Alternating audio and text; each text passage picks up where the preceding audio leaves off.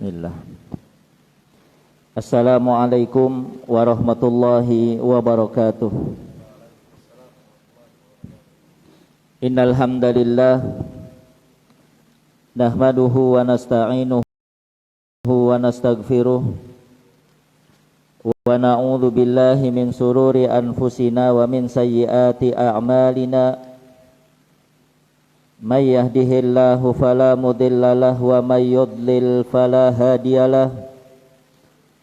Ashhadu an la ilaha illallah wahdahu la syarikalah wa ashhadu anna Muhammadan abduhu wa rasuluh. Allahumma salli wa sallim ala nabiyyina Muhammad wa ala alihi wa sahbihi wa man tabi'ahum bi ihsanin ila yaumiddin. Ya ayyuhalladzina amanu taqullaha haqqa tuqatih wa la tamutunna illa wa antum muslimun. Ya ayyuhan nasu taqu rabbakumul ladzi khalaqakum min nafsin wahidah wa khalaqa minha zawjaha wa batha minhuma rijalan katsiran wa nisaa'a.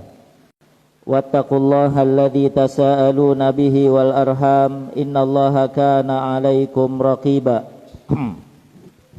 Ya ayyuhalladzina amanu taqullaha wa qulu qawlan sadida yuslih lakum a'malakum wa yaghfir lakum dhunubakum wa may yuti'illaha wa rasulahu faqad faza fawzan 'azima. Amma ba'd.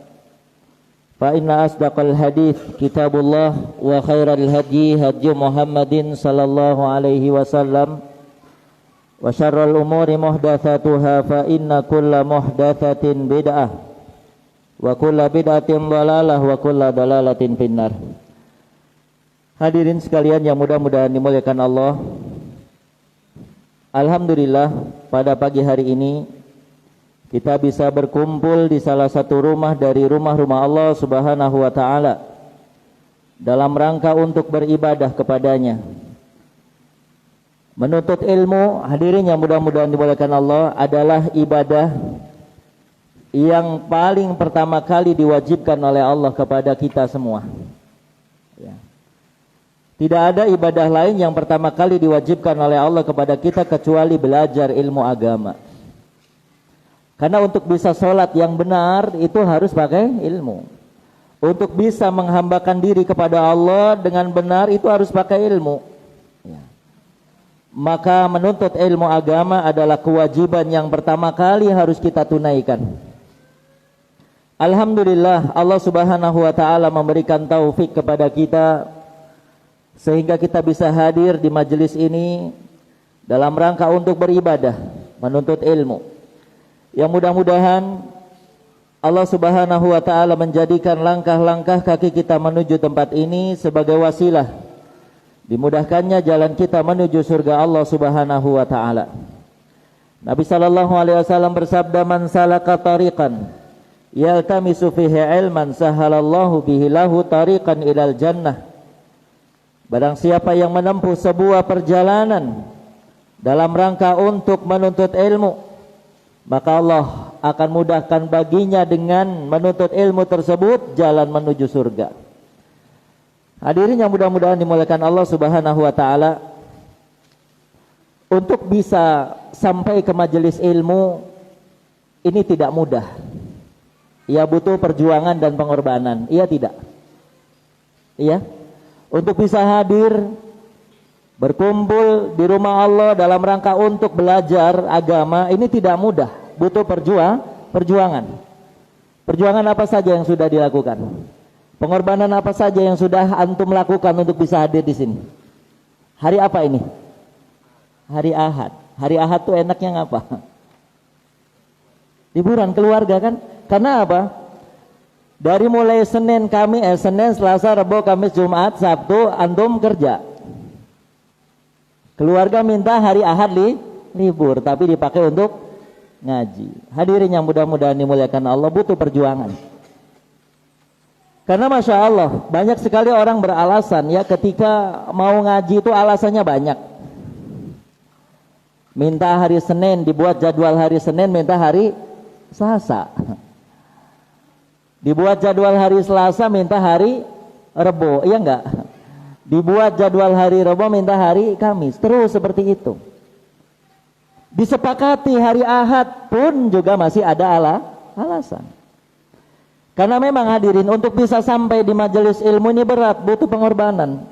Hanya orang-orang yang diberikan taufik oleh Allah Subhanahu wa taala yang bisa melakukannya. Maka ketahuilah, di antara ciri seorang itu senantiasa dicintai dan disayangi Allah, dimudahkannya oleh Allah Subhanahu wa taala untuk beribadah dengan ibadah ini, menuntut ilmu. Karena hadirin yang mudah-mudahan dimuliakan Allah, iblis ketika meminta kepada Allah Subhanahu wa taala untuk ditangguhkan ajal mereka, ya, qala fa'anzirni ila yaumi yub'atsun. Ketika iblis minta kepada Allah agar ajalnya diakhirkan, ya, agar ajalnya diakhirkan.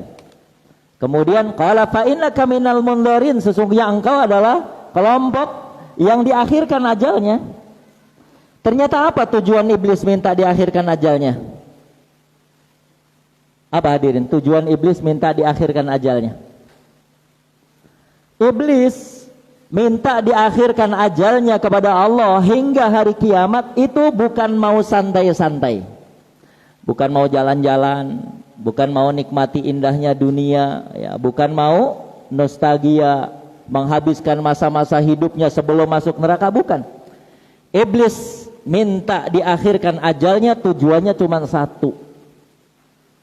Apa tujuannya? Ingin menyesatkan manusia dari jalan yang lurus. Ingin menyesatkan manusia dari jalan yang lurus. Kenapa iblis begitu semangat dan begitu luar biasa azam mereka, niat mereka, cita-cita mereka, ingin menyesatkan manusia dari jalan yang lurus? Ya, dia mau cari kawan. Cari kawan supaya nanti di neraka banyak kawan dari kalangan manusia yang dengan sebab manusia iblis diusir dari surga. Maka dirinya mudah-mudahan dimuliakan Allah, Imam Ibnu Jauzi rahimahullahu taala, beliau mengatakan dengan perkataan yang sangat indah. Yang perkataan ini layak sekali untuk kita ingat-ingat dan kita renungkan terus agar kita senantiasa berhati-hati dan mawas diri. Apa tujuan iblis tadi minta diakhirkan?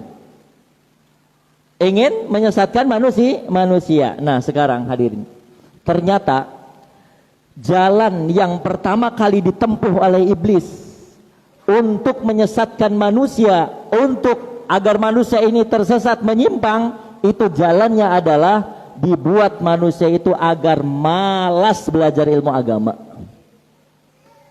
Ya, banyak sekali, pokoknya iblis ini sangat pandai dan sangat pintar mengolah bahasa. Ya,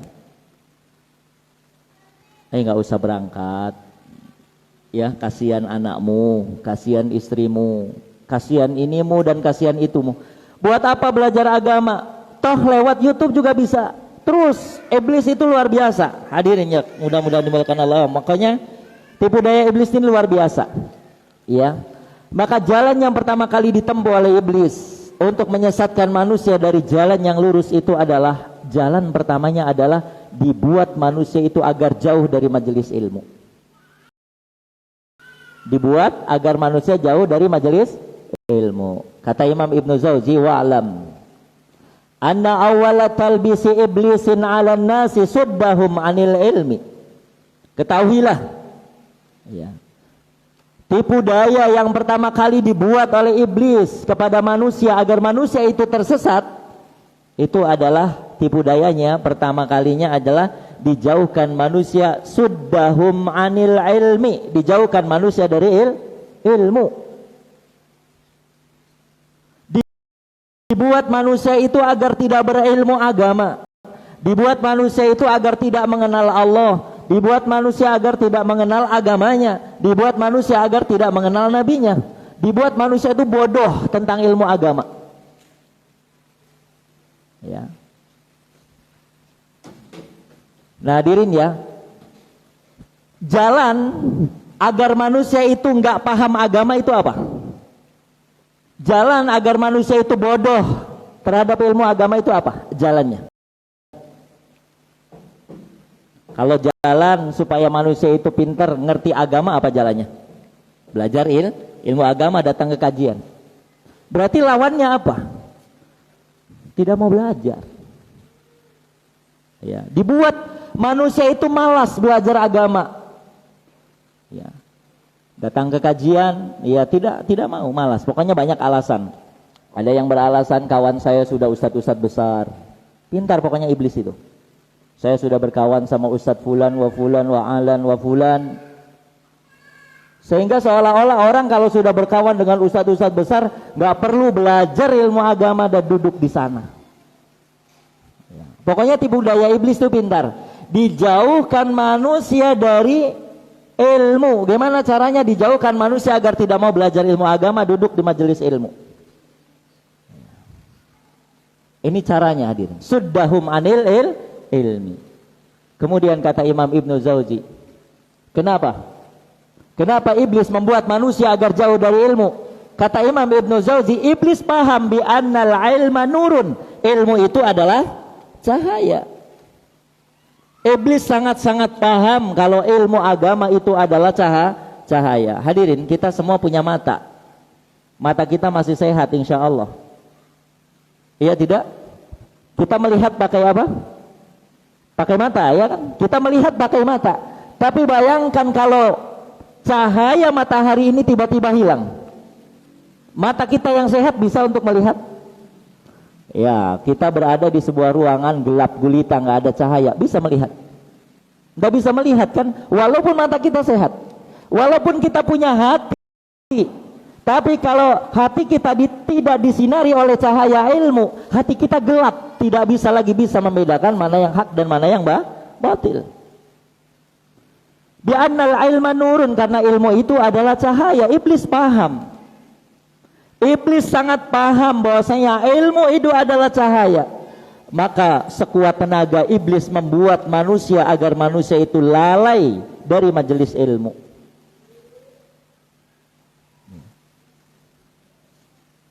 Dan kalau cahaya itu telah padam, ya, cahaya itu telah padam, cahaya itu sudah tidak ada, manusia sudah tidak punya cahaya, manusia sudah tidak punya ilmu.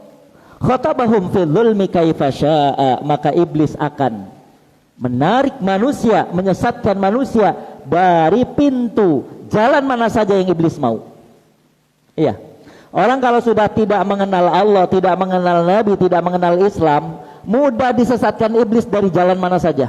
Ditarik, disesatkan manusia dari pintu kesyirikan bisa. Iya. Nggak punya ilmu, dia nggak ngerti lagi mana yang tauhid, mana yang syirik. Ditarik manusia itu dari pintu kebidahan bisa. Ya, maksudnya disesatkan manusia dari pintu kebidahan bisa. Kenapa? Karena manusia tidak lagi paham mana yang sunnah, mana yang bid'ah. Disesatkan manusia dari jurang-jurang kemaksiatan bisa amat mudah. Kenapa? Karena dia tidak lagi ngerti mana yang dosa dan mana yang bukan. Artinya hadirin, kalau manusia itu sudah tidak punya ilmu, itu ya iblis akan dengan sangat leluasa mampu menyesatkan manusia dari arah mana saja yang iblis mau. Iya. Makanya oleh sebab itu hadirin ya, kita harus banyak bersyukur kepada Allah.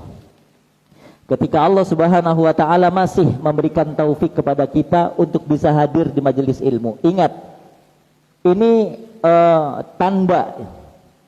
tanda Allah Subhanahu wa taala itu cinta kepada kita, sayang kepada kita. Ingat, tandanya bukan diberi harta dan dunia, bukan. Tapi tandanya seorang itu difaqihkan terhadap ilmu agama. Man yuridillahu bihi khairan yufaqihu fiddin. Siapa saja yang dikehendaki kebaikan oleh Allah, maka Allah akan faqihkan dia terhadap urusan agamanya.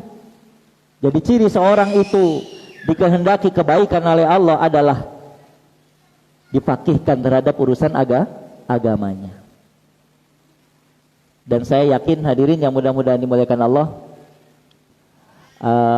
kita semua yang ada di sini selalu berdoa kepada Allah dengan doa-doa yang amat sangat banyak, dan doa di antara doa yang selalu dibaca oleh kaum muslimin, ya.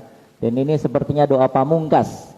Saya yakin hadirin pun membaca doa yang disebut kalau orang Indonesia bilangnya doa sapu jagat. Hafal doa sapu jagat? Hafal? Orang Indonesia bilang doa sapu jagat. Hafal kan?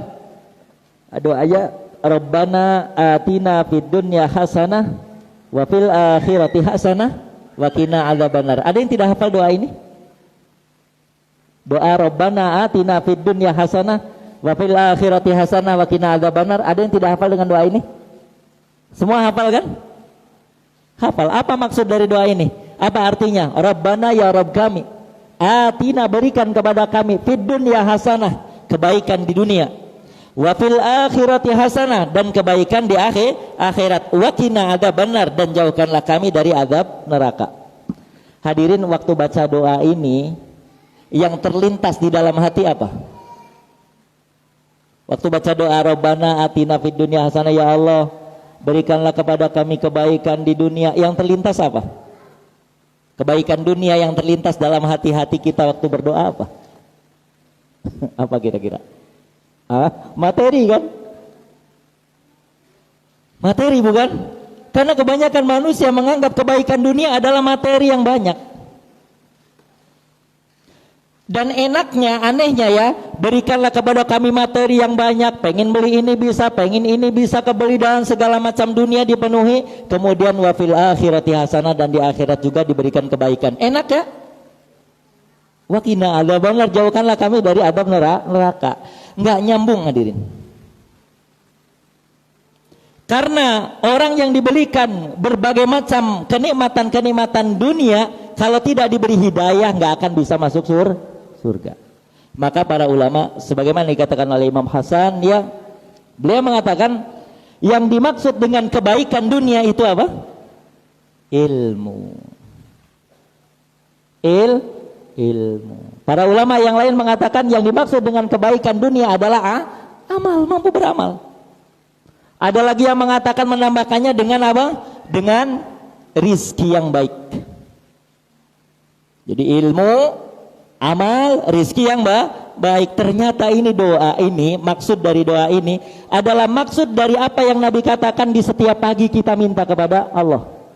Apa setiap pagi kita minta apa?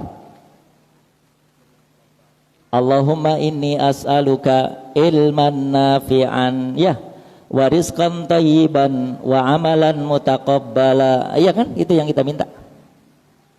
Itu terjemahan dari Rabbana atina, berikanlah kepada kami fid dunya hasanah. Minta kepada Allah kebaikan dunia artinya apa? Minta agar Allah berikan kepada kita ilmu. Minta agar Allah berikan kemampuan untuk beramal soleh. Minta agar Allah berikan kepada kita rizki. Karena rizki itu hadirin pengaruh besar, pengaruhnya. Seorang itu bisa beribadah kepada Allah ketika rizkinya itu baik. Ya, rizkinya baik, karena kita ini bergerak, berjalan, beraktivitas semuanya pakai energi. Kalau energinya dari yang haram, maka nggak akan bisa dibawa kepada kebaikan. Yang haram pasti akan membawa kepada yang haram. Makanya hadirin ya, Rabbana atina fid dunya hasanah itu artinya minta kepada Allah kebaikan dunia. Artinya minta agar diberi ilmu, diberi kemampuan taufik untuk beramal soleh, kemudian diberi rizki yang baik. Maka setelah itu baru minta wafil akhirati hasanah, dan juga minta kebaikan di akhirat. Ternyata hadirin, untuk bisa dapat kebaikan akhirat harus punya kebaikan dunia. Apa? Ilmu, amal, rizki baik. Baru nyambung. Ya tidak? Untuk bisa dapat kebaikan akhirat, dia harus punya modal kebaikan dunia. Apa tadi modalnya? Ilmu, amal, rizki yang baik. Nah, baru nyambung. Maka hadirin ya, alhamdulillah kita bersyukur kepada Allah. Allah telah memberikan taufik kepada kita untuk bisa menempuh sebuah proses untuk mendapatkan kebaikan dunia, yaitu apa? Menuntut ilmu, datang ke kajian, ya belajar ilmu agama, ya bersama-sama belajar dengan ustadznya, ya. Barakallahu fikum, mudah-mudahan bermanfaat, ya.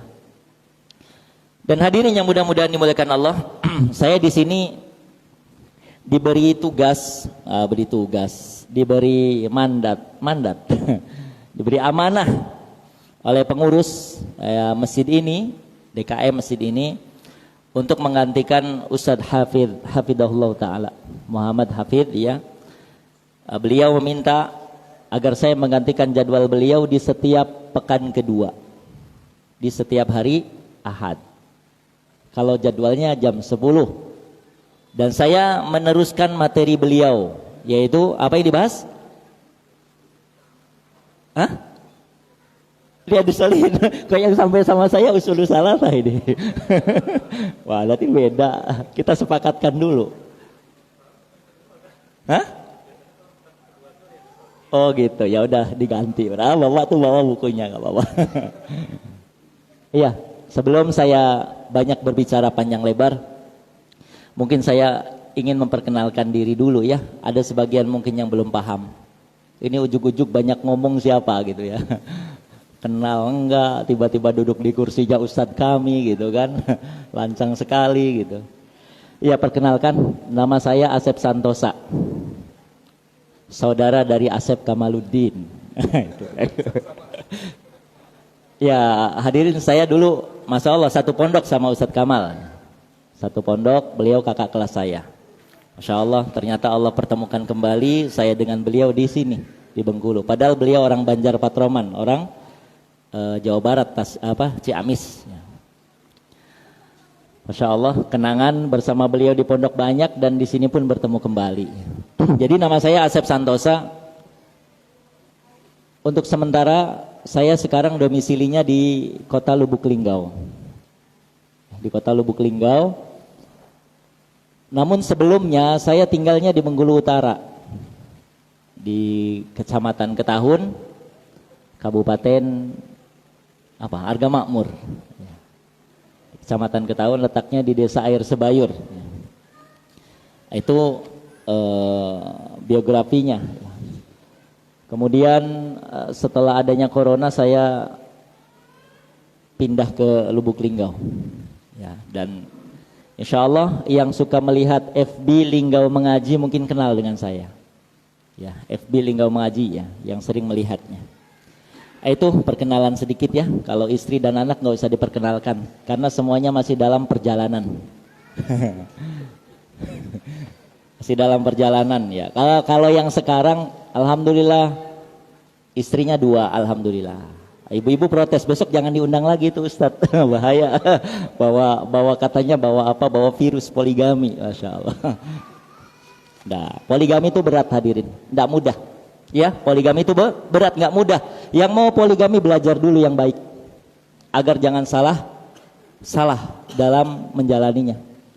Karena syariat Allah yang mulia ini rusak gara-gara banyak orang yang yang beramal tidak pakai ilmu. Ya, sehingga ini jadi ngomong poligami, ya. Sehingga syariat yang indah, kalau saya bilang yang indah itu terlihat seperti buruk. Ya, makanya kalau ini belajar yang baik dulu, yang benar dulu, ya. Anak alhamdulillah sudah 4. Masih membuka pendaftaran insya Allah. Baik, hadirin yang mudah-mudahan dimuliakan Allah. Sebagaimana yang kita sampaikan tadi, bahwasanya saya menyampaikan materi Usulul Salasah, ya, kitab yang ditulis oleh Syekh Muhammad bin Abdul Wahab. Buku ini Masya Allah, hadirin, buku yang amat sangat luar biasa faidahnya. Karena di dalam buku ini dipahamkan, diajarkan kepada kita pokok-pokok agama yang paling pokok di antara pokok-pokok agama. Antum kalau mau kalau misalnya pondasi, ya, itu pondasi di bawah pondasi, pondasinya pondasi itu ya usulul salasah. Ya, pondasi itu usul tsalatsa. Ya, sebagaimana maknanya, artinya apa itu usul? Usul itu apa artinya? Pondasi kan? Tsalatsa apa artinya? Tiga pokok pondasi. Ya. Yang 3 pokok pondasi ini hadirin yang mudah-mudahan dimuliakan Allah. Apa sih 3 pokok pondasi di situ maksudnya? Mengenal Allah, mengenal agama Islam, dan mengenal Nabi Shallallahu Alaihi Wasallam. Itu kan 3 pokok pondasi. Ya. Yang 3 pokok pondasi ini hadirin yang mudah-mudahan dimuliakan Allah, itu adalah 3 pokok pondasi yang harus pertama kali dipahami, dipelajari, ditanam, dibangun dalam diri kita sebelum membangun bangunan yang lain. Jadi kalau kita mau belajar agama Allah, mau belajar Islam, mau mengamalkan Islam, mau jadi orang Islam, pelajari 3 pokok pondasi ini. Mengenal Allah, siapa itu Allah? Mengenal Nabi, siapa itu Nabi Muhammad sallallahu alaihi wasallam? Mengenal agama Islam, seperti apa agama Islam itu? Itu harus paham dulu. Kalau tidak paham 3 pondasi ini, dipastikan pemahamannya, agamanya menyimpang. Nggak kenal Allah, gimana mau benar agamanya? Nggak kenal siapa Nabi Sallallahu Alaihi Wasallam, bagaimana mau lurus agamanya? Tidak kenal apa itu Islam, Islam itu bagaimana? Bagaimana mungkin dia mau agamanya bagus? Jadi siapapun yang mau membangun bangunan Islam di dalam dirinya, pastikan yang pertama kali dibangun adalah usulu salasah. Ya, karena ternyata hadirin yang mudah-mudahan dimuliakan Allah Subhanahu wa taala, terjadinya berbagai macam kemungkaran di alam semesta ini. Itu penyebabnya adalah karena manusia tidak paham 3 usul ini. Ya, saya ulangi, terjadinya berbagai macam kemungkaran di alam semesta ini.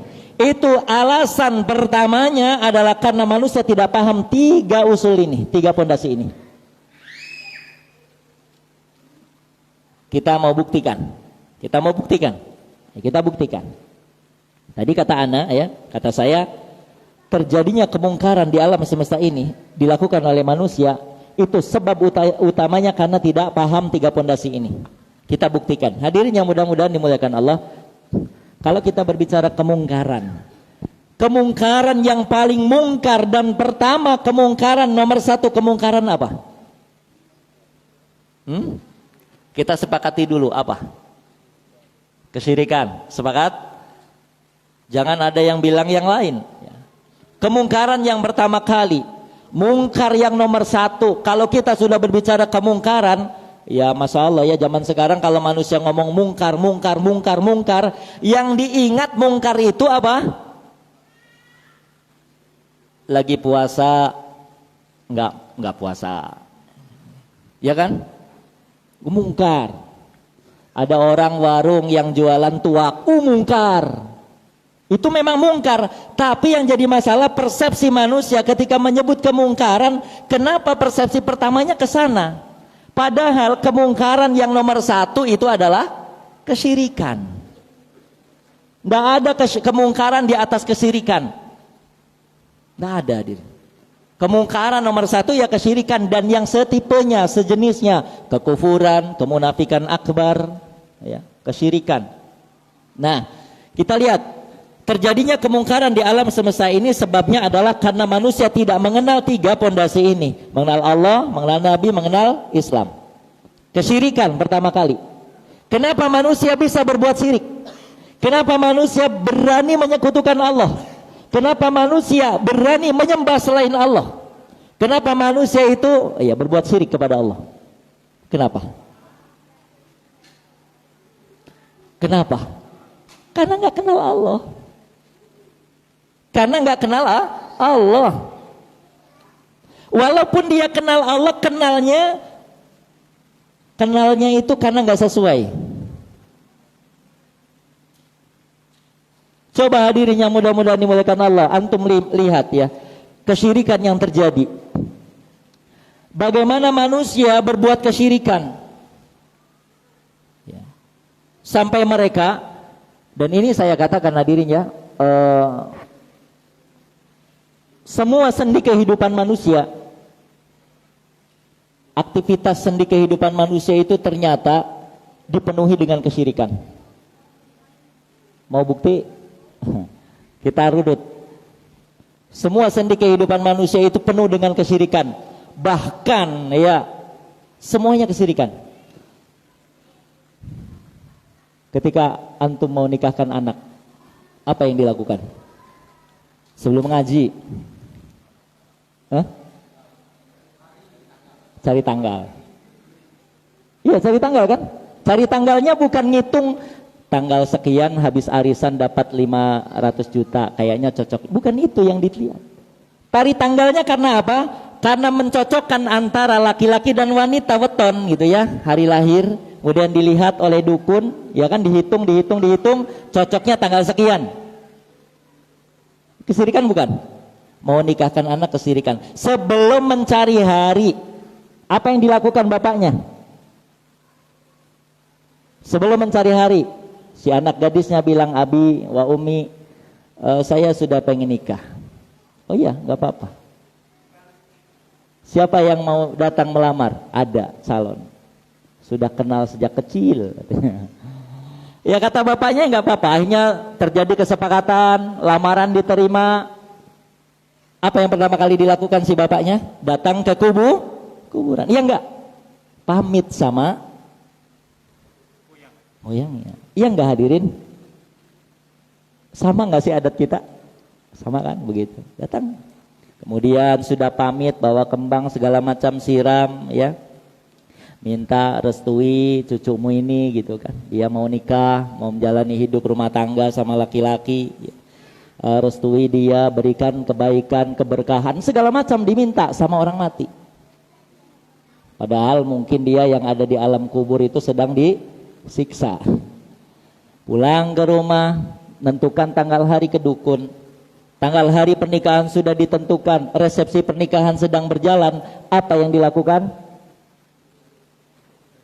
Kesirikan bukan? Apa kesirikannya? Manggil pawang hujan. Entah kalau di kota, saya nggak tahu. Ini cerita di kampung. Manggil pawang hujan. Kenapa? Saya sudah motong sapi ekor 5. Kalau tamunya yang datang nggak sesuai bisa bangkrut, tekor. Maka dipanggil pawang hujan supaya cerah. Ternyata hujan. Apa yang dikatakan oleh si dukun? Dicari pengantinnya. Mana pengantinnya? Itu. Kamu tadi malam kikuk-kikuk. Iya, pantas saja hujan. Gak mau disalahkan dukunnya. Ya gimana pengantin baru kok gak boleh? Sudah misalnya ya, ini sudah hari pernikahan sudah berjalan, hamil pertama kali. Umur berapa hamil? Hamil umur 7 bulan. Apa acara 7 bulan kalau hamil? 7 bulanan. Sudah 7 bulan terus lahir. Pertama kali apa ketika lahir yang dilakukan bapaknya? Bukan sibuk ngurusin bayi, sibuk ngurusin Ari. Ditaruh di mana? Depan pintu, kanan dan kiri. Bahaya kalau nggak begini. Terus kesirikan terus, hadirin terus. Udah besar nih, anak ini udah besar ya. Mau bikin rumah. Gimana bikin rumah? Semuanya kesirikan kan? Dari awal bikin rumah, motong sapi. Ada kalau di daerah tertentu itu pondasinya ditanam telur angsa. Macam-macam pokoknya kesirikan ya. Ketika bikin rumah, mau masang atap, segala macam. Bahkan isi rumahnya kalau sudah jadi pun kesirikan. Mau nempatinya pun pakai tradisi kesirikan. Iya. Buka usaha, buka toko. Juga dihitung harus menghadap timur, barat, utara, selatan. Iya kan?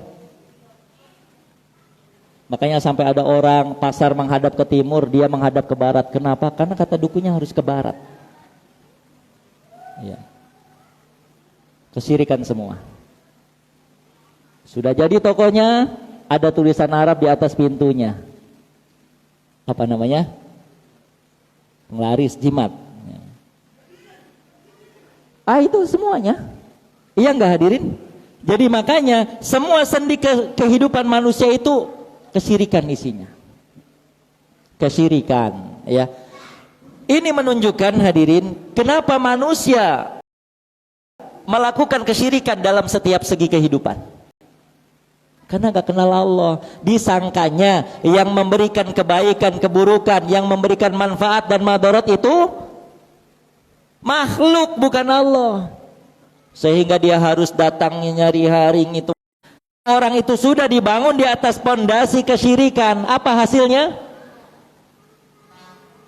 Pondasi agamanya udah kesyirikan. Bagaimana hasilnya? Agama yang ada di atasnya hilangan di antara efek buruk, dampak buruk dari kesyirikan apa? Walaqad uhiya ilaika wa ilal ladina min qablika la in asyrakta la yahbatanna amaluk. Walaqad uhiya ilaika, dan sungguh telah kami wahyukan kepadamu. Ini kata Allah. Wa ilal ladina min qablika, dan kepada nabi-nabi sebelummu. La in asyrakta, kalau kamu wahai Muhammad berbuat syirik, menyekutukan Allah, ini nabi yang ditegur. La yahbatanna amaluk, sungguh akan hapus amalmu. Ada yang hafal surat apa? Az-Zumar ayat 65. Saya nggak hafal sisi kanan, kiri, balik, atas, saya nggak hafal. Cuma lihat aja sendiri. Jadi betul hadirin ya. Coba kalau seorang membangun agama di atas pondasi kesyirikan, sholatnya rajin, puasanya rajin, ibadah rajin, sedekah rajin, semua ibadah khatam dilakukannya, nggak ada yang tersisa. Tapi dibangun di atas pondasi kesyirikan, apa jadinya? Batal. Padahal bahaya kesyirikan itu sampai seperti itu.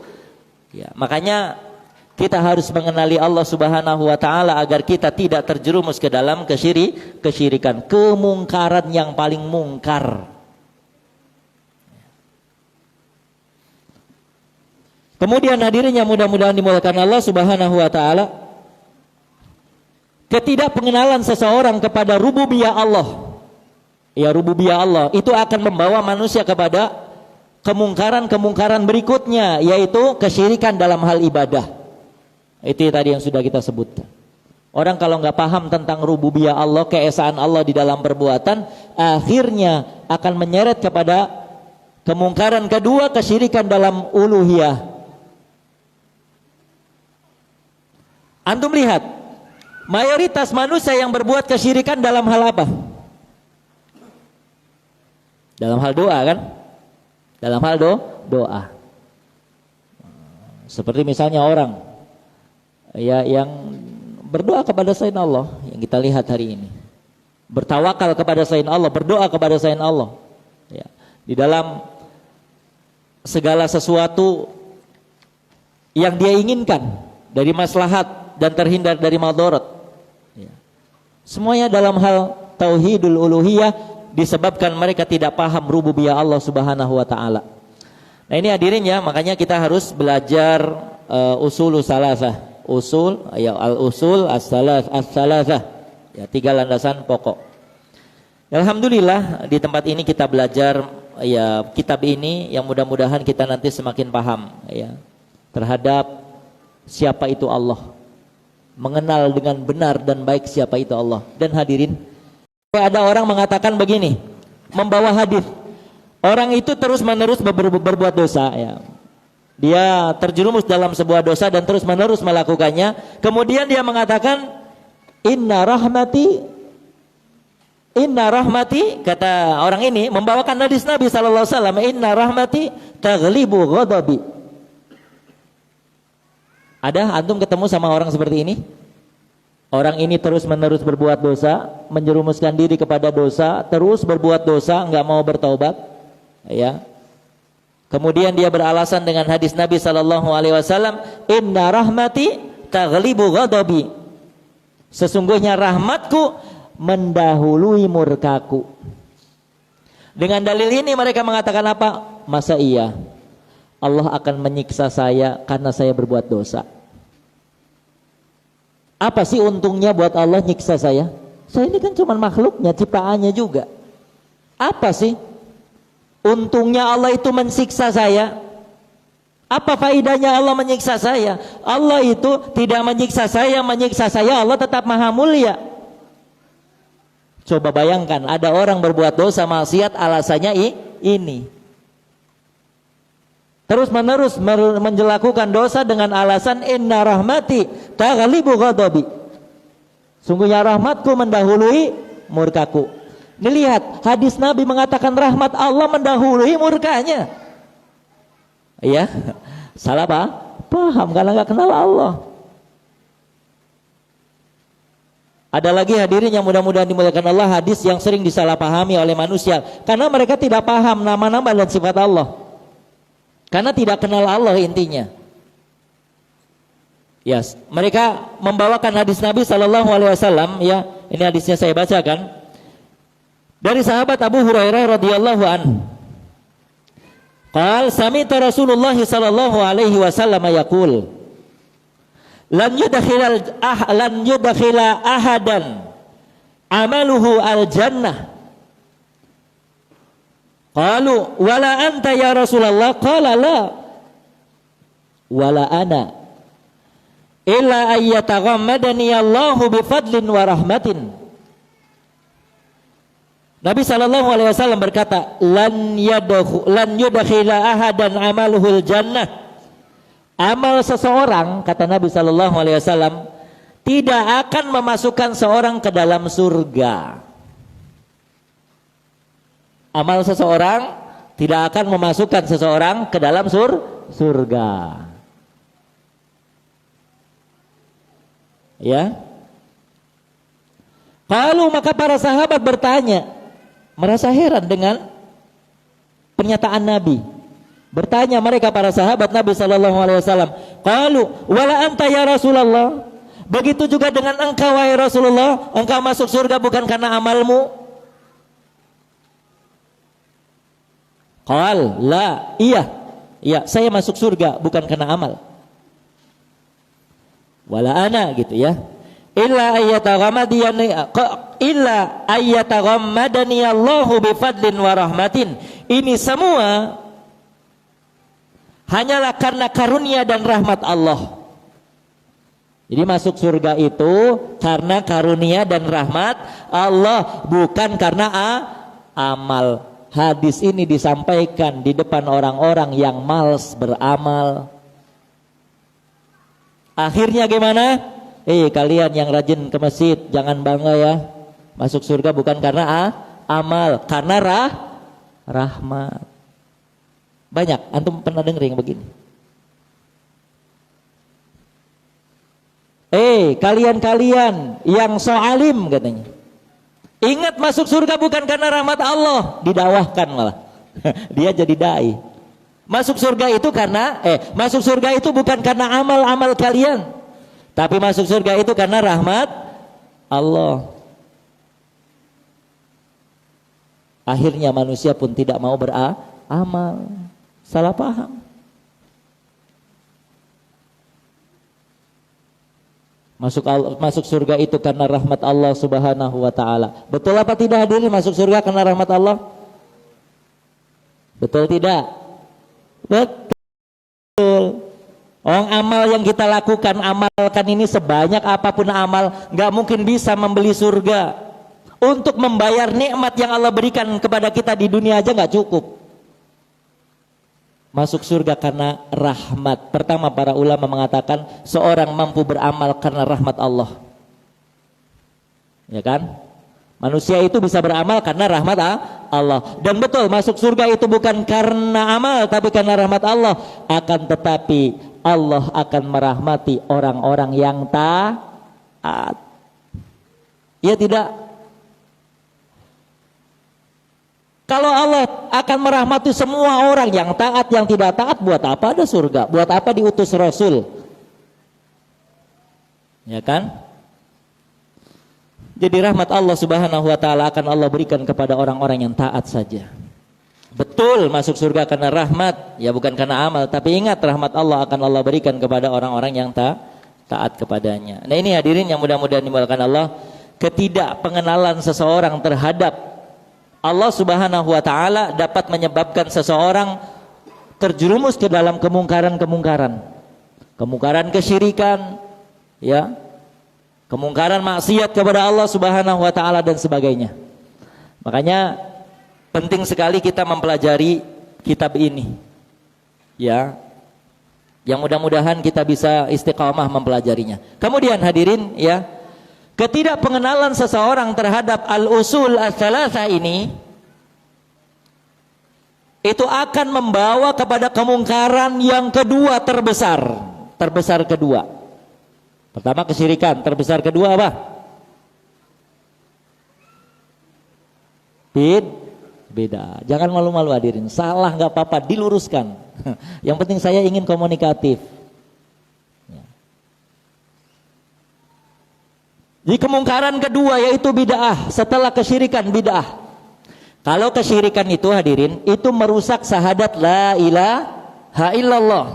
Kalau kebid'ahan itu merusak syahadat Muhammad abduhu wa rasuluh.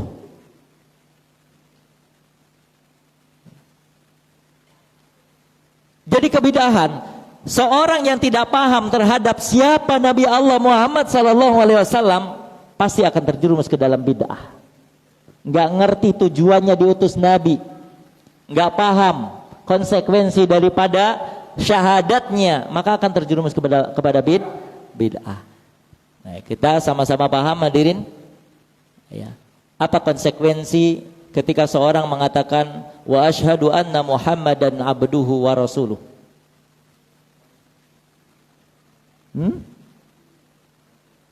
Harus mencontoh Rasulullah. Ada dua persaksian kita kepada Nabi Sallallahu Alaihi Wasallam, kan sudah dibahas ya dalam usul yang pertama. Kan kita bahas usul yang kedua ya, mengenal agama Islam kan.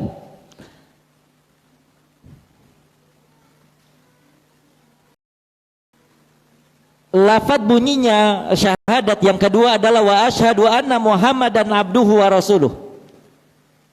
Dan aku bersaksi bahwasanya Muhammad abduhu, hambanya, wa rasuluh, dan rasulnya. Apa konsekuensinya seorang bersaksi Muhammad itu hamba Allah? Konsekuensinya harus meniadakan sifat ketuhanan dari Nabi Sallallahu Alaihi Wasallam. Kita harus imani dan yakini Muhammad itu manusia biasa, hamba Allah. Hamba yang beliau sama tingkat kedudukannya manusia seperti kita, manusia biasa.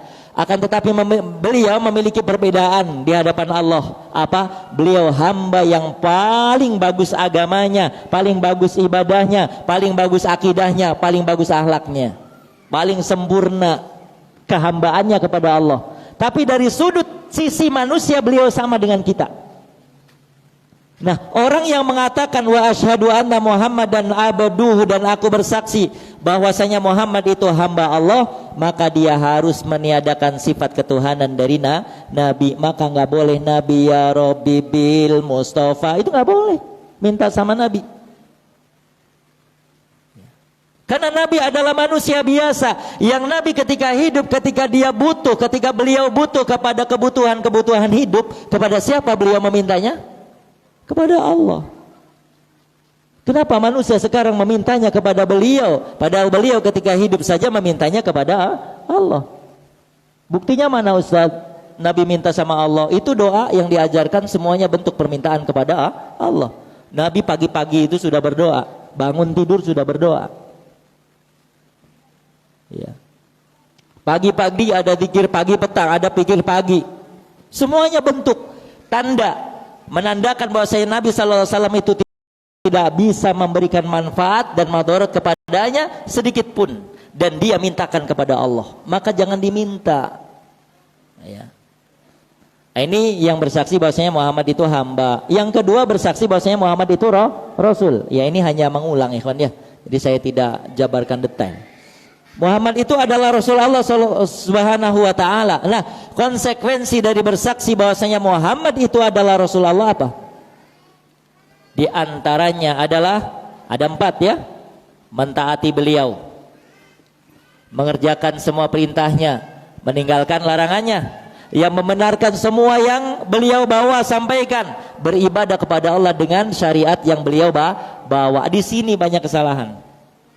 Beribadah kepada Allah dengan syariat yang Nabi bawa, yang menyelisihinya disebut bid'ah, yang berada di atasnya disebut ahli sunnah. Nah, kenapa manusia banyak terjerumus ke dalam bid'ah, kemungkaran bid'ah? Karena gak paham siapa Nabi. Nabi itu siapa sih? Dia taunya Nabi itu baginda Rasulullah, Sayyidina Muhammad, terus begitu.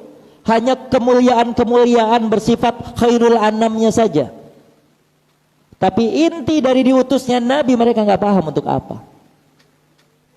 Maka di sini kita harus paham siapa Nabi Shallallahu Alaihi Wasallam. Dari mulai nasabnya, dari mulai semuanya kita harus paham.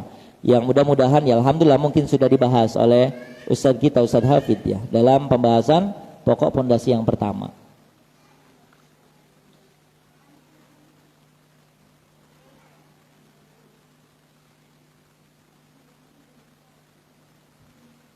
Nah itu hadirin yang mudah-mudahan dimuliakan Allah ya. Urgensi pentingnya mempelajari kitab ini, Al-Usulu Salasah. Karena saya ulangi, seorang kalau tidak paham terhadap 3 usul ini, pasti agamanya rusak. Ya, pasti akan berbuat kemungkaran. Pertama kemungkaran kesyirikan, kedua kebidahan. Ini pasti nggak kenal Allah, nggak paham siapa Allah, nggak kenal Nabi, nggak paham siapa itu Nabi, apa tujuan diutusnya, pasti terjerumus ke dalam bid'ah. Pasti. Ya. Kemudian yang berikutnya, urgensi ya mempelajari kitab Ushulul Tsalatsah ini atau mempelajari 3 pondasi ini adalah yang hadirin yang mudah-mudahan dimuliakan Allah. Ternyata perkara inilah yang akan ditanyakan oleh Allah Subhanahu wa taala atau oleh malaikat di alam kubur. Iya kan? Iya. Kita kalau sudah mati, kita meninggal, kemudian kalau meninggal itu diapain? Kalau meninggal itu diapain? Dimandikan dulu. Udah dimandikan diapain? Dikafani. Setelah dikafani, disolatkan.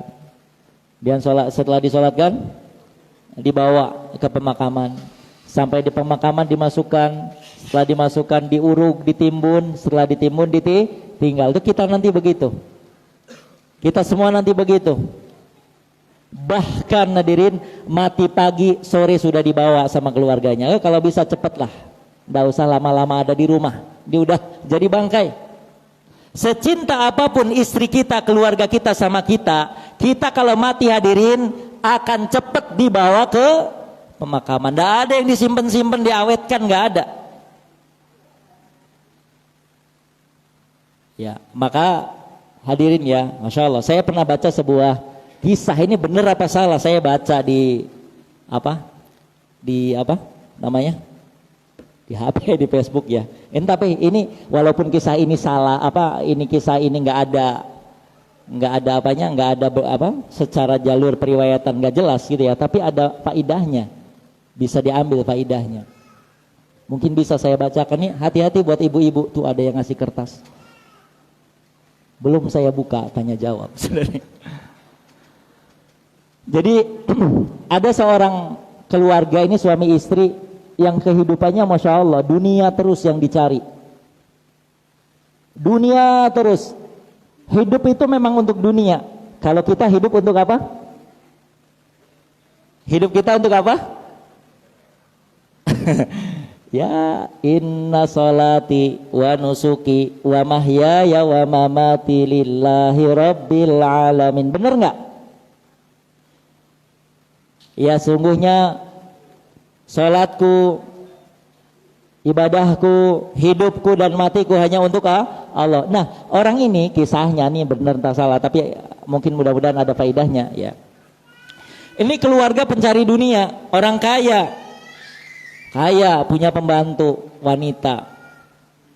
Si ibunya, majikan yang perempuannya ini dunia terus. Ternyata mati.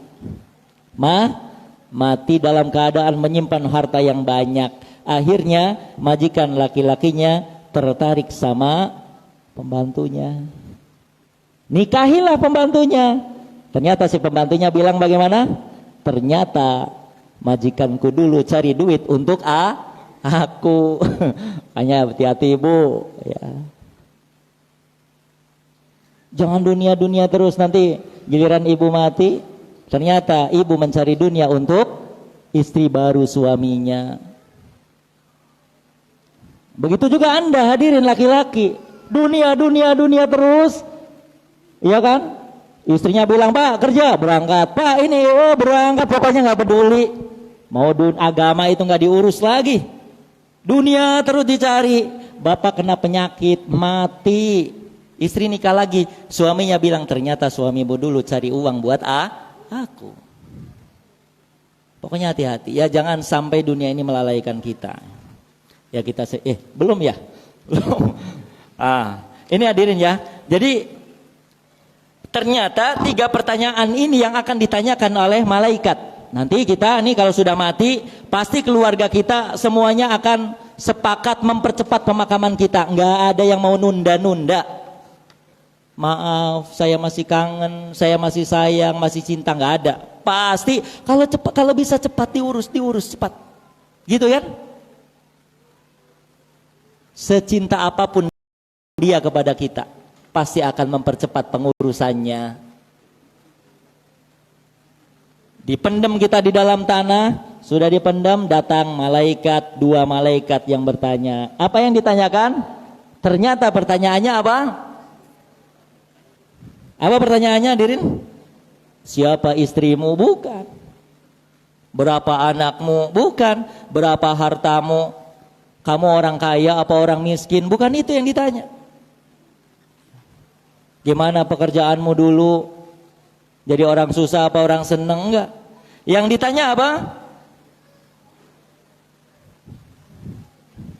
Apa agamamu yang ditanya?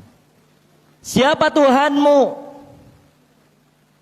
Siapa Tuhanmu? Berarti kita harus belajar usul yang pertama, mengenal Allah. Kita nggak mungkin bisa jawab hadirin. Oh, siapa Tuhanmu? Kata malaikat, Tuhan saya Allah. Nggak bisa kalau kita nggak belajar ilmu agama itu kemudian mengamalkannya. Ingat, kita bisa jawab karena bisa mengamalkannya. Kalau menjawab pertanyaan ini hanya berdasarkan hafalan, orang kafir pun bisa jawab. Orang yang gak pernah ibadah pun bisa jawab. Cobalah antum datangi orang yang gak pernah sholat seumur hidup. Tanya, dia KTP-nya Islam. Siapa Tuhanmu? Apa jawab mereka? Allah. Maka yang menjawab, perhatikan, yang menjawab nanti di akhirat bukan lisan-lisan kita, tapi yang menjawab amal-amal kita. Akan tetapi untuk bisa sampai pada amal yang baik dan benar, harus belajar, punya ilmunya. Kalau nggak punya ilmunya gimana bisa beramal dengan baik dan benar, kemudian bisa menjawab pertanyaan ini? Ya, jadi yang ditanyakan pertama kali adalah siapa Tuhanmu? Kemudian yang kedua apa? Apa agamamu? Berarti ini ma'rifatul Islam bil adillah, mengenal agama Islam. Makanya kita harus belajar. Yang ketiga yang ditanya siapa? Siapa manusia yang diutus kepadamu? Siapa nabimu maksudnya? Jawabnya Nabi kita Muhammad. Ya, maka harus belajar mengenal Nabi agar kita bisa jawab. Ingat, bisa jawab karena amal ya, karena amalan kita ya, bukan karena pemahaman saja, tapi amal. Dan kita bisa beramal dengan baik dibangun di atas ilmu. Nah dirinya mudah-mudahan dimuliakan Allah ya, ternyata 3 pertanyaan ini yang ditanyakan oleh 2 malaikat di alam kubur yang menuntut kita harus paham usul salasah ini. Ya, ingat Nabi SAW bersabda, hadis yang diriwayatkan oleh Imam Tirmidzi, nomor hadisnya 2308. Kata Nabi SAW, innal qabra awwalu manazilil akhirah. Fa inna jaminhu fama ba'dahu aisara minhu wa illam yanju minhu fama ba'dahu ashaddu minhu. Innal qabra, kata Nabi, sesungguhnya kubur itu, alam kubur maksudnya, alam kubur itu awalu manazilil akhirah. Ya, ini ya nanti kita sebutkan hadirin ya. Kehidupan manusia itu kan ada beberapa fase ya. Pertama fase Adam. Adam itu artinya belum ada. Kemudian fase dunia. Ya, fase dunia belum ada, fase belum ada, kemudian fase kedua fase rahim. Mulai ada tuh. Ketiga fase dunia. Keempat fase alam barzah. Kelima akhirat. Nah, fase alam barzah ini kubur. Ini awalu manazilil akhirah. Fase kubur ini fase awal akhirat. Fase awal akhirat itu ya adalah fase alam kubur, alam barzah. Jadi kalau sudah masuk fase alam barzah, kita tidak lagi punya kesempatan beramal. Kita tidak lagi punya kesempatan membawa bekal, kecuali kita meninggalkan 3 perkara. Apa saja? Ilmu nafi', sedekah jariyah, kemudian waladun salih. Ini kalau kita punya 3 ini, walaupun kita sudah mati, sudah dimakan cacing tanah, sudah menjadi tanah, hilang, ya tetap pahalanya ngalir. Ya makanya sedekah, ya. Punya anak soleh, ilmu yang bermanfaat. Ini sangat masya Allah, luar biasa. Sampai-sampai kita nanti bingung, kenapa bisa masuk surga padahal amal saya sedikit. Ternyata amalan anak-anak yang soleh. Masya Allah, di sini ada sekolahan bagus. Ya. Masukkan anak-anaknya di tempat pendidikan-pendidikan yang mengajarkan kepada kita agama Allah, ya, supaya jadi anak soleh. Ya. Kutaib Abu Bakar, insya Allah. Innal qabra awwalu manazilil akhirah, sesungguhnya kuburan alam barzah itu ya fase awal untuk menuju akhirat. Tidak ada lagi orang yang bisa beramal di fase ini kalau sudah masuk alam kubur ya. Kata Nabi, fa inna jaminhu fama ba'dahu aysara minhu. Kalau siapa saja orangnya naja, yang selamat, yang beruntung di alam barzah ini, di alam barzahnya dia beruntung, selamat, ya, bisa jawab, ya. Fama ba'dahu aysara minhu, maka yang setelah alam barzah nanti akan lebih mudah. Ini kalau di alam kubur kita bisa jawab. Kita bisa jawab pertanyaan malaikat. Kemudian dilapangkan kuburnya, dibuka pintu surga, ditemani oleh amalnya, yang amalnya ini akan digambarkan seperti apa? Orang yang paling indah rupanya, luar biasa indah dilihat, sampai dia kaget, siapa kamu? Aku adalah amalmu. Kalau di alam barzahnya dia seperti ini, dia mendapatkan kebaikan-kebaikan, bisa menjawab, disebabkan bisa menjawab pertanyaan itu, maka kata Nabi, fama ba'dahu aysara minhu, maka yang setelah alam barzah itu akan mudah urusannya. Alam akhiratnya akan mudah. Akan tetapi wa in lam yanju minhu, dan dan siapa saja, dan kalau seandainya alam barzahnya tidak selamat karena nggak bisa jawab pertanyaan 3 ini, fama ba'dahu asyaddu minhu, maka yang setelah alam barzah ini akan lebih keras dan lebih dahsyat.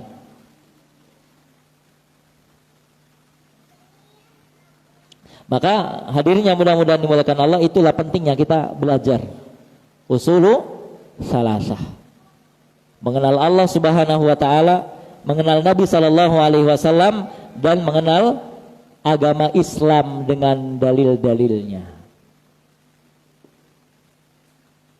Ya, mudah-mudahan bermanfaat apa yang kami sampaikan ini. Sampai jam berapa, Ikhwan? Sampai? Sebelum duhur berapa menit? Duhurnya jam berapa? Sampai jam 12. Jam 12 pertanyaan. Apa sampai jam 12 selesai pertanyaan? Iya, sebenarnya kita pembahasannya ada alam apa? Ada hari kiamat ya. Usul salasah kita sampai beriman kepada hari kiamat, Ustaz. Iya. Mau dilanjut gak? Capek. Ya, jadi hadirin begini ya. Di usul yang kedua ini, ma'rifatud dinil Islam, mengenal agama Islam bil adillah. Agama kita ini hadirin yang mudah-mudahan dimuliakan Allah, itu ternyata ada 3 tingkat. Nih, agama kita ada 3 tingkat. Sebagaimana hadis Jibril, ketika Nabi SAW didatangi oleh malaikat Jibril. Kemudian malaikat Jibril ini datang kepada Nabi dengan rupa manusia.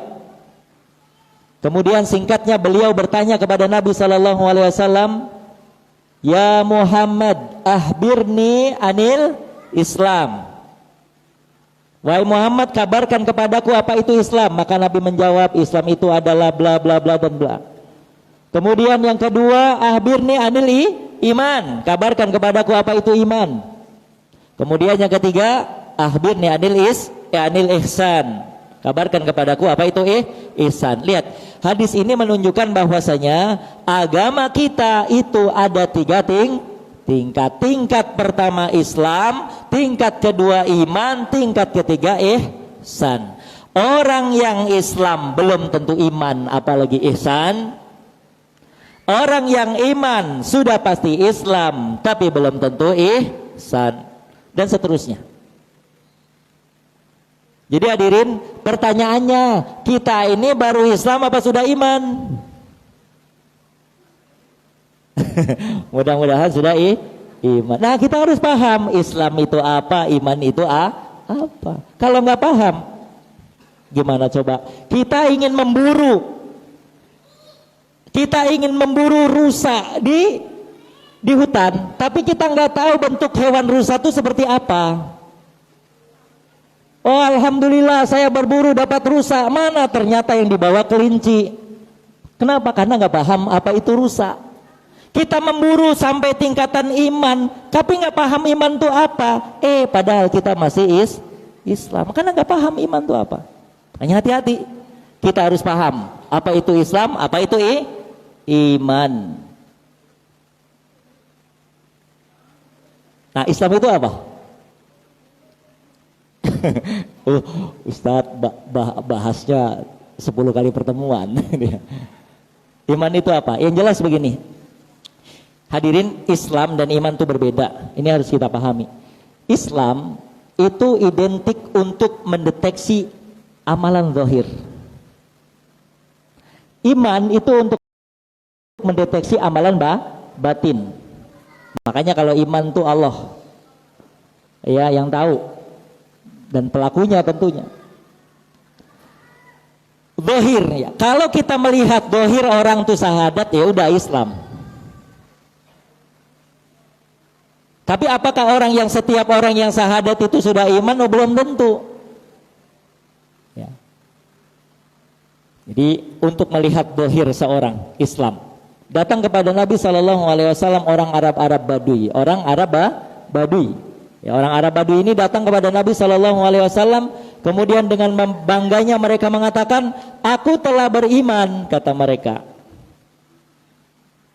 Ya, kata orang Arab Badui ini datang kepada Nabi mengatakan, aku telah beriman. Dijawab oleh Allah di dalam surat Al-Hujurat ayat 14.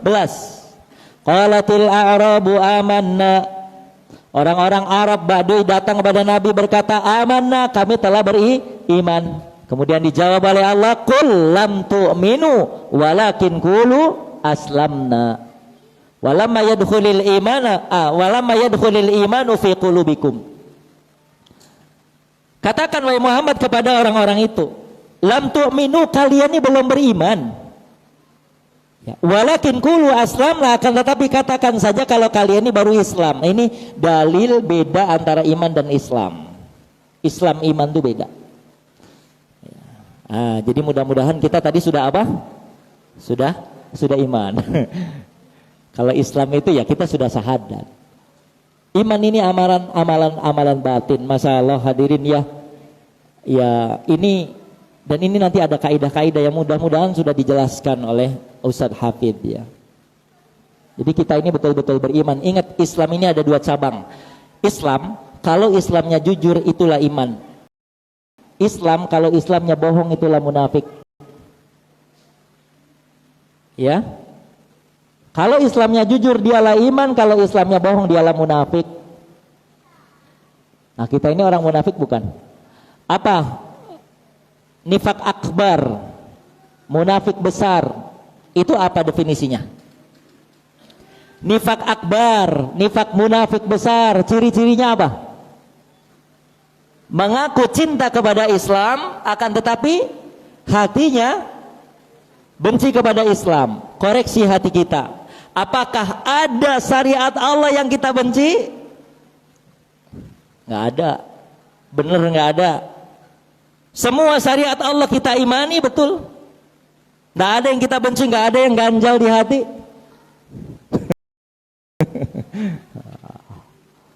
Mudah-mudahan nggak ada.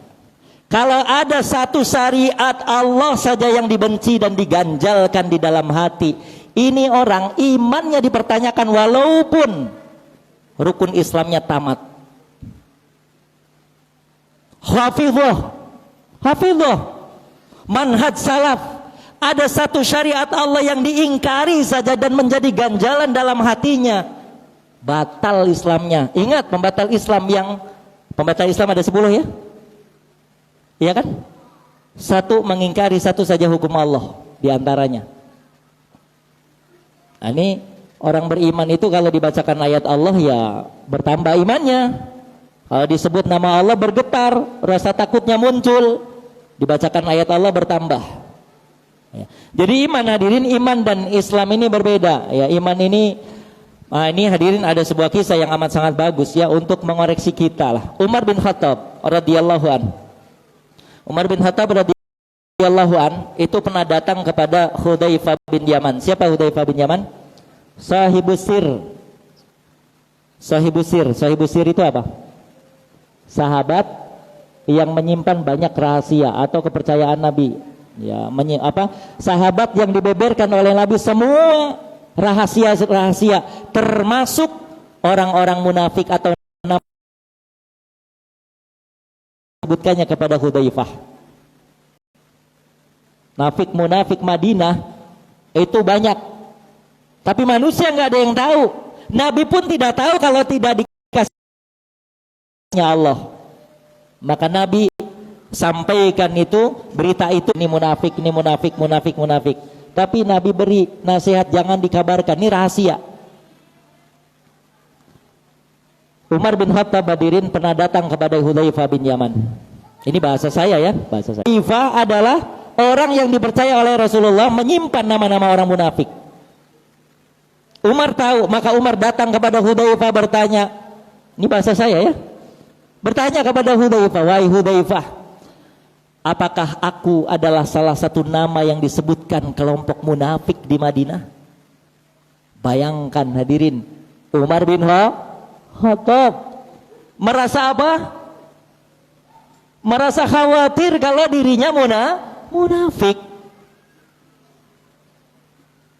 Siapa Umar? Kita tahu Umar bin Khattab, Masya Allah luar biasa. Siapa yang tidak kenal dengan Umar? Syaitan pun kalau berpapasan lari darinya. Tapi dia masih punya rasa khawatir terhadap sifat nifak.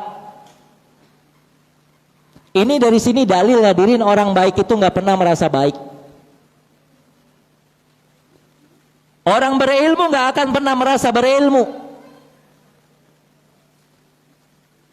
Ya, orang baik nggak akan pernah merasa baik. Orang soleh nggak akan pernah merasa soleh. Itu rumus. Kalau ada orang ngaku aku adalah orang baik, aku adalah orang munafik, aku adalah orang yang bukan orang munafik. Ini dipertanyakan malah. Karena teladan kita para sahabat nggak pernah diantara mereka ya terdengar oleh kita mengaku sebagai orang yang baik. Imam Abu Mulaikah mengatakan, aku menemui 40 sekian sahabat, aku melihat mereka khawatir kalau mereka termasuk orang munafik.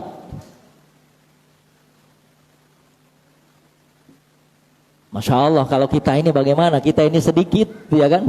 Serba sedikit, ilmu sedikit, amal sedikit, semua sedikit, sudah merasa paling baik. Ilmu sedikit, apa-apa sedikit, sudah merasa paling berilmu. Masya Allah, itulah kurang bedanya kita dengan sahabat. Hadirin yang mudah-mudahan dimuliakan Allah, ya, mudah-mudahan kita termasuk orang yang beriman, bukan orang munafik, ya. Dan ingat, Islam itu, ya, ada kaidah-kaidah yang mungkin mudah-mudahan sudah disebutkan oleh Ustadz, ya. Jadi orang Islam nggak mesti iman, ya. Orang iman itu sudah pasti Islam. Dan ini kalau dijabarkan panjang, ya. Wallahu a'lam bishawab. Mudah-mudahan bermanfaat. Kita akan bisa lanjutkan di pertemuan yang akan datang, insya Allah, pembahasan kita, ya. Dan kita akan beralih kepada sesi tanya jawab. Wassallallahu ala nabiyina Muhammad wa barik wasallam. Yang kalau mau bertanya silakan ditulis dalam kertas, ya.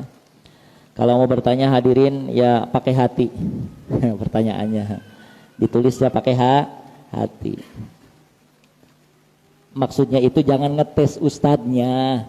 Udah sering ditanyakan sama ustadz di sini, ditanyakan sama anak, mau ngetes ini alirannya apa? Masya Allah. Ya, silakan ditanya apa, ditulis dalam kertas kalau mau ditanya.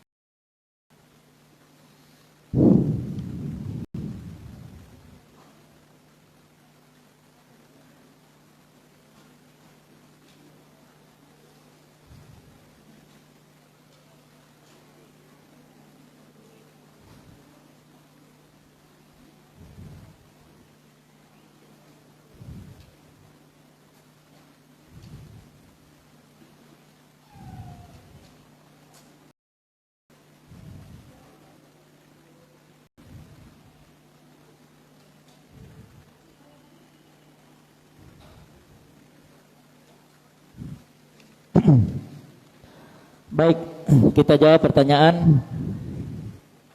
Yang pertama, bismillah. Assalamualaikum Ustadz, izin bertanya. Waalaikumsalam warahmatullahi wabarakatuh.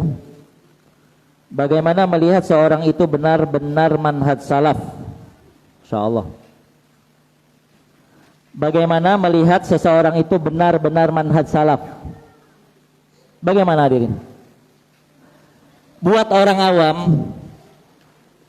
yang belum banyak ilmu, karena yang bertanya seperti ini pasti orang yang belum banyak belajar, maaf ya, bukan sedang mengatakan saya lebih banyak, bukan. Tapi biasanya pertanyaan ini muncul dari orang-orang yang memang belum begitu paham apa perbedaan dai-dai yang manhaj salaf dan bukan manhaj salaf.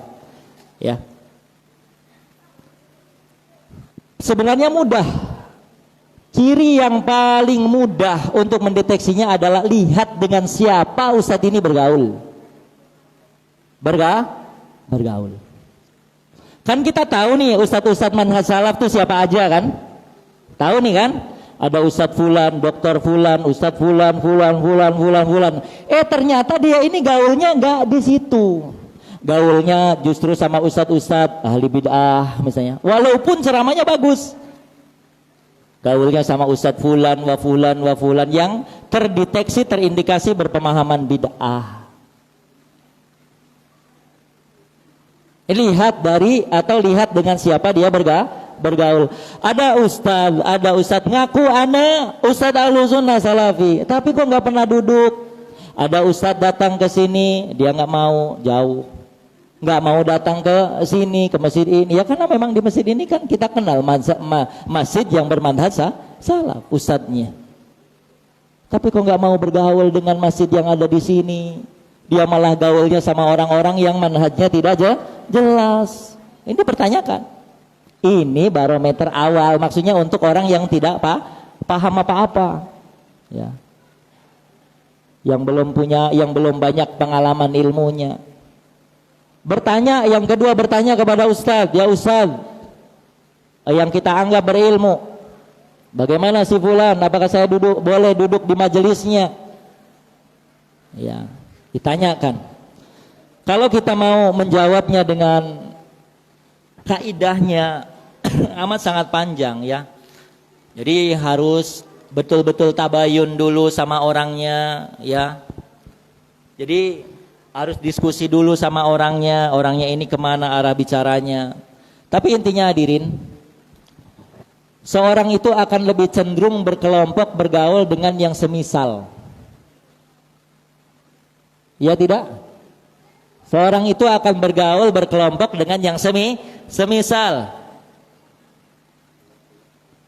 Ya. Itu jelas secara naluri dan akal itu begitu. Orang itu akan lebih cenderung suka bergaul dengan yang semisal. Ibarat harimau nggak akan duduk manis bertertawa ria dengan kambing, nggak bakal. Ada antum pernah lihat harimau duduk sama kambing ngobrol gitu? Nggak pernah, kambingnya ditikam.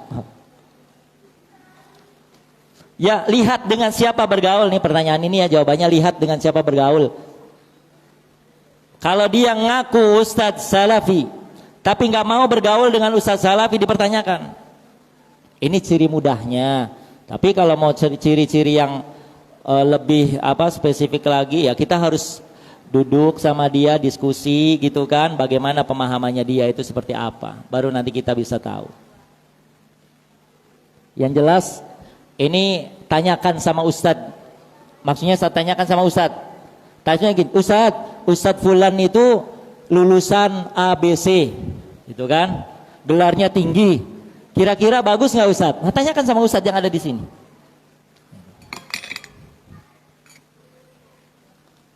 Siapa yang ada di sini Ustadz? Ada Ustadz Hafidahullah Ta'ala. Ada Ustadz siapa lagi? Yusuf ya. Ada Ustadz Kamal. Ada Ustadz siapa lagi? Ada siapa lagi? Ya Ustadz Asep, Ustadz Kamal itu ya. Insyaallah.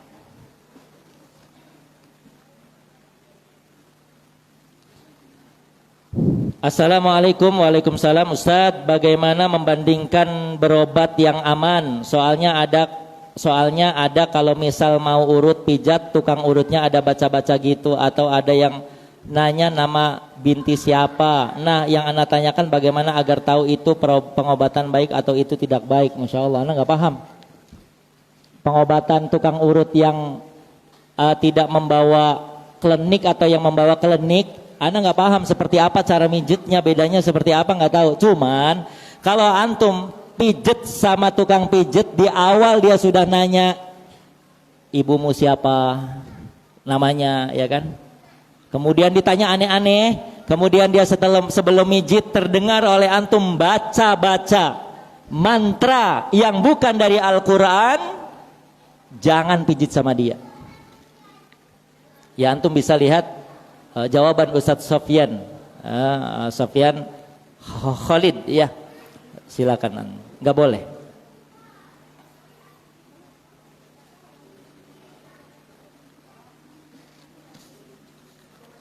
Assalamualaikum. Waalaikumsalam. Afwan bertanya Ustadz, bagaimana dengan orang tua yang selalu melaksanakan sholat wajib dan sunnah tetapi terkadang masih melakukan dosa syirik, dan orang tua tersebut sudah meninggal sedangkan beliau belum sempat bertaubat karena ketidaktahuannya, bagaimana dengan amalan-amalannya semasa hidupnya? Kalau yang ditanyakan amalnya diterima enggak, wallahu a'lam, lah amal saya aja nggak tahu diterima enggak.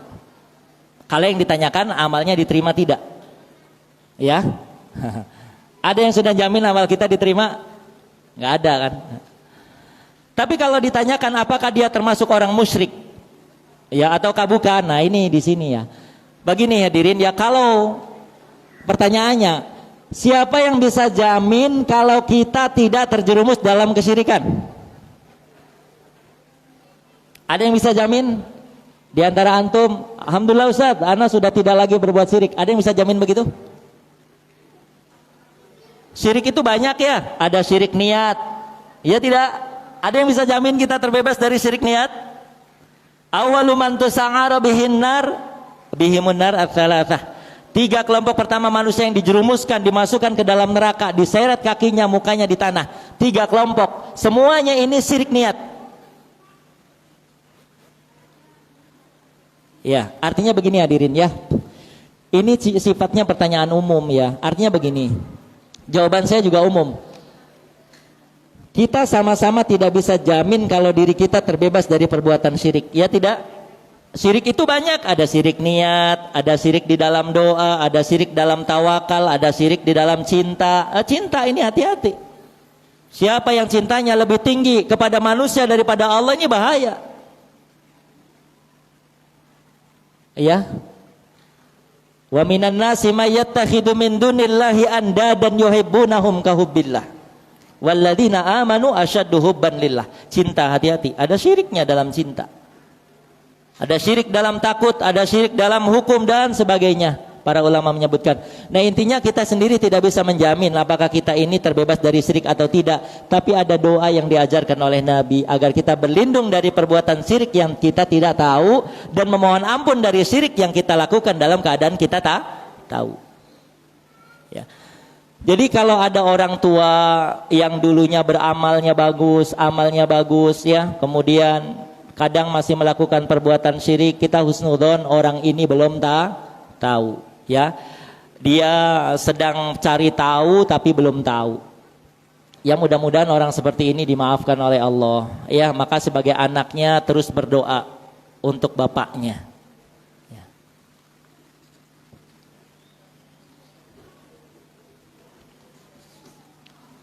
Assalamualaikum. Waalaikumsalam Ustadz, izin bertanya. Iya. Apakah suatu bentuk kezaliman ketika menzinai seorang lalu ditinggalkan orang itu, lalu menemukan orang baru lagi, lalu zinahi lagi, lalu ditinggalkan lagi? Apakah hal seperti ini bentuk suatu kezaliman? Ini zinahnya sama-sama suka. Ini antara dia dan Allah Subhanahu wa ta'ala, dosa antara dia dan Allah.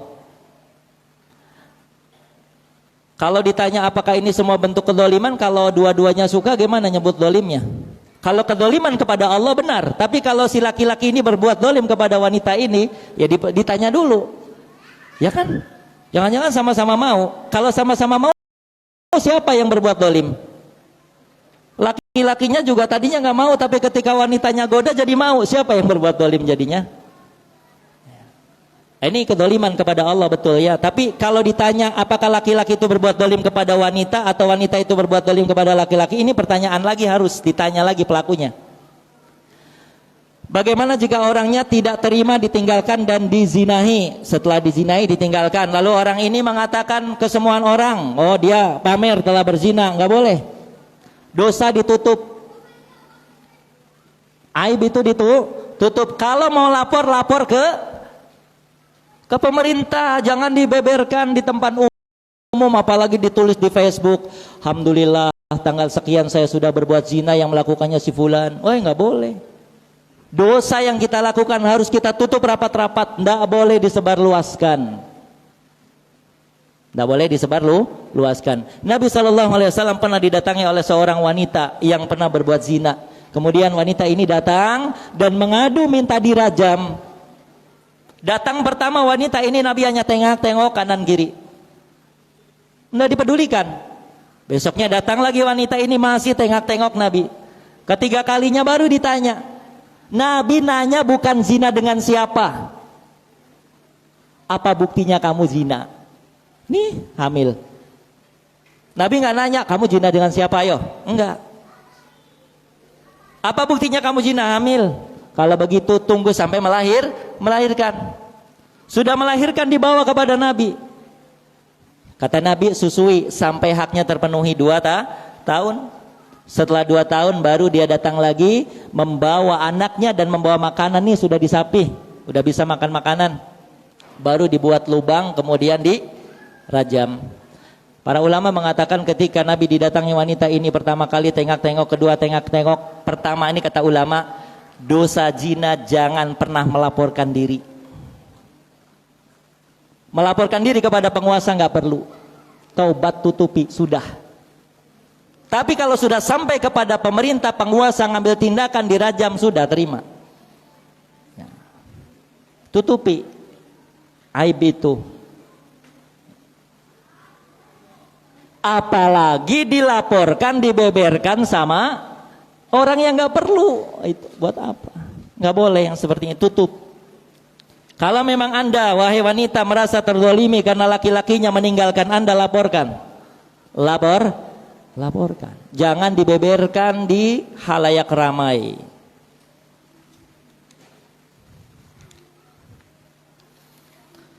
Apa hukumnya sholat di masjid yang membandingkan nama Allah dan nama Nabi?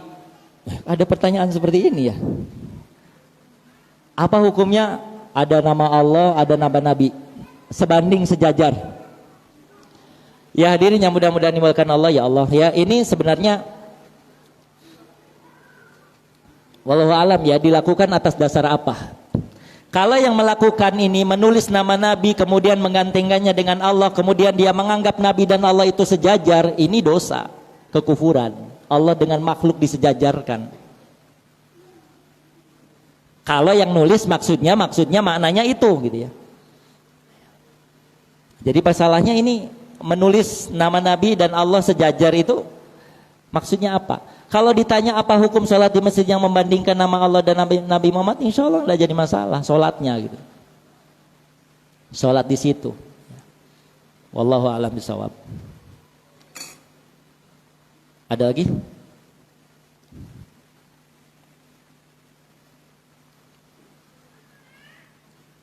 Ada lagi?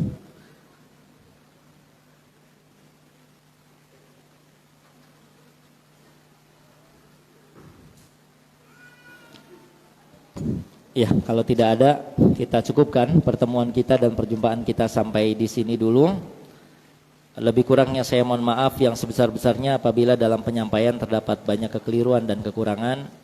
Mohon maaf yang sebesar-besarnya apabila ada kesalahan dalam penyampaian materi, hendaknya dikembalikan kepada yang benar ya. Karena saya akui, saya yakin saya juga tidak selamat dari kesalahan. Kita akhiri dengan doa kafaratul majlis. Subhanakallahumma bihamdik asyhadu an la ilaha illa anta astaghfiruka wa atubu ilaik. Assalamualaikum warahmatullahi wabarakatuh.